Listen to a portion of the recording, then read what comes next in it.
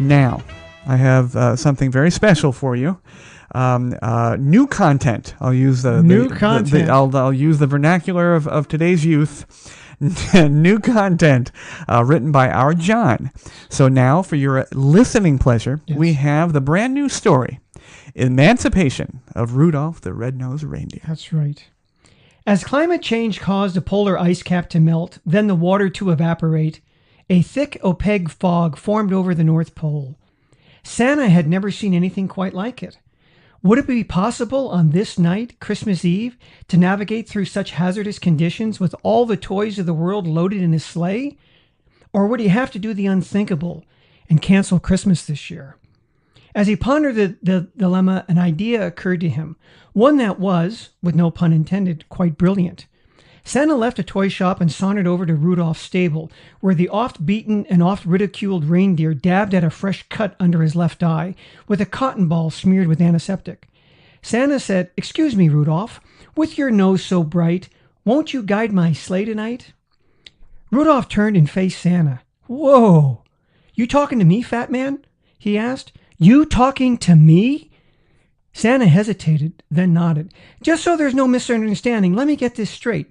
You want me to help you. You want me to guide your sleigh way down with a shitload of toys through this impenetrable fog. Forgive me for asking, but what's in it for me? I ask because you've pretty much ignored me my whole life. Where were you when Comet and Cupid kicked my ass and ground my face in a steaming pile of Yeti shit? Where were you when Dasher refused to include me in the reindeer poker game, even though my nose glows whenever I'm dealt a good hand? Where were you when those two queers, Dancer and Prancer, taunted and humiliated me and talked about blowing my nose?" "Well, Look," Rudolph continued, "I can understand and deal with Comet and Cupid. They're assholes. They strut around here with MAGA caps on, for Christ's sake. It's the others I don't understand. Why does Blitzen, baked on mistletoe bong hits, bust my balls? Why does that sleazebag Vixen serve me up a fresh ration every chance she gets? She has to put up with Donner's wolf whistles, catcalls, and jokes about her giving a whole new meaning to ho, ho, ho. So you'd think she'd be more sympathetic. But no, no, no. That skank is as cruel as the rest of them. Okay, so my nose is red and it glows. So what? Is that grounds to be bullied, beaten, and ostracized? I really expected more from you, fat man. I really thought you'd tell them to chill out and accept me the way I am. But no. Instead, you turned a ruddy cheek, barked orders and commands at the elves, and drank eggnog and hot toddies until you passed out. So again, I ask, what's in it for me? I'll be accepted, loved, and allowed in the Reindeer Club? I'll no longer be mocked, picked on, or kicked in the balls? Guess what? After all this time, fuck 'em. I don't want to be in that club. I embrace my uniqueness. And as for you, Santa, you can suck a fart out of my ass." Stunned by Rudolph's rebuke, Santa meekly left the stable and walked back to the toy shop, wondering once again what to do about delivering toys this Christmas Eve. Not wanting to disappoint all of the spoiled and ungrateful children of the industrialized world, Santa realized that he only had one choice: brave the elements and fly without Rudolph's guidance. He had made the flight so many times, surely he could make it blindfolded, which, given the weather, is what he would be doing. It wouldn't be that difficult once he got above Barbeau Peak, and the more he thought about it, the more confident he became. Who needs that prick Rudolph anyway? Besides, that bulbous glowing red nose gave him the creeps. Santa finished loading the toys and gathered the reindeer.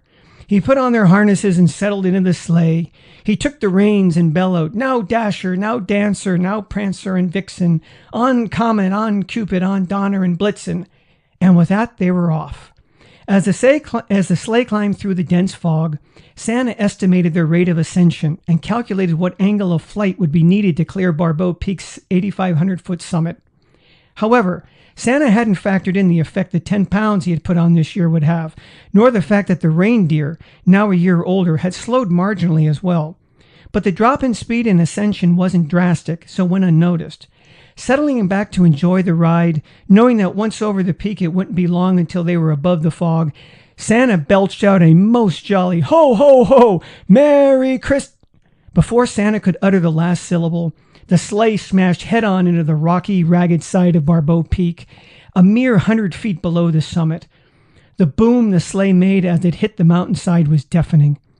The impact caused the batteries in the toys to burst, and in a matter of seconds, Santa and his reindeer were engulfed in flames. Children around the world, all of whom were looking skyward from windows and porches for a glimpse of Santa, impatiently waiting for the toys and gifts they were expecting, watched in horror as a fireball lit the night sky. They saw a fiery rain of broken toys and smoldering plastic cascade earthward, and heard the agonizing screams and howls that issued from the maws of Sleighmaster and reindeer. As if in unison, the children of the industrialized world began a hysterical chorus of cries that melded into one long, excruciating wail of torment and anguish. Their collective pain and sorrow, however, was not due to the realization that Santa and the reindeer had perished. Rather, they wept out of utter disappointment that there would be no gifts for them this year. No Lego sets, no stuffed toys, no dolls, no Marvel action figures, no board games, no video games, no cell phones, no gift cards, no Grumblies, and no Erector sets, no scooters, no bicycles, no skateboards, and no drones. Even knowing that most of the toys received would, by the start of next summer, be discarded and forgotten, either boxed and stored in closets and garages, dumped on doorsteps of neighborhood Goodwill stores, or flung into local landfills and dumps. It was their instant gratification that would go unrequited this year, and for that they mourned. But this is a Christmas story, and Christmas stories have happy endings. The tears that flowed from the eyes of the children of the industrial world rolled down their cheeks, formed puddles, then pools, then streams and rivers of turgid water. So much water that drought in Africa and Asia was relieved.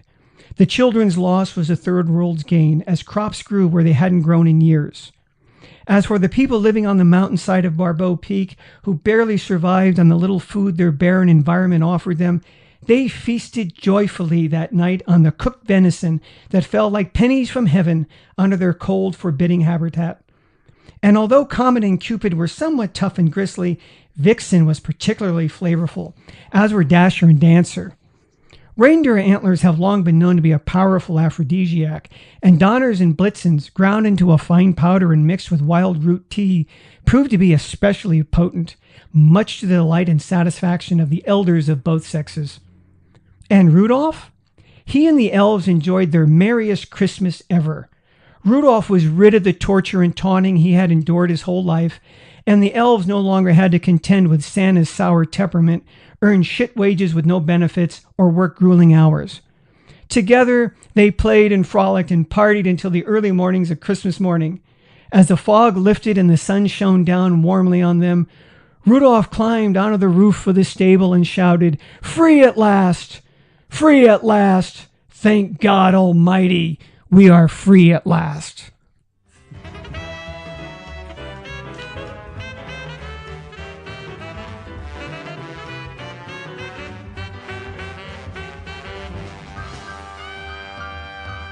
Thanks to everyone listening and watching. You can catch the Pod Bay Door on the Podbean app or any of your favorite podcast apps, including iTunes, Google Play, TuneIn, and Stitcher Radio.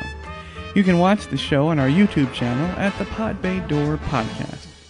Please download, like, and subscribe. Our social connectivity screen is coming up. Check in with us on Facebook, Twitter, and WordPress. The Pod Bay Door is closed and talent is out. Hey everybody, thank you very much for tuning into the show. We would love to hear your show suggestions and comments. If you're watching on our YouTube channel, please click to subscribe. You can also connect with us on Facebook using @PBD Podcast, on Twitter using @TPBD Podcast, and on WordPress at thepodbaydoor.wordpress.com.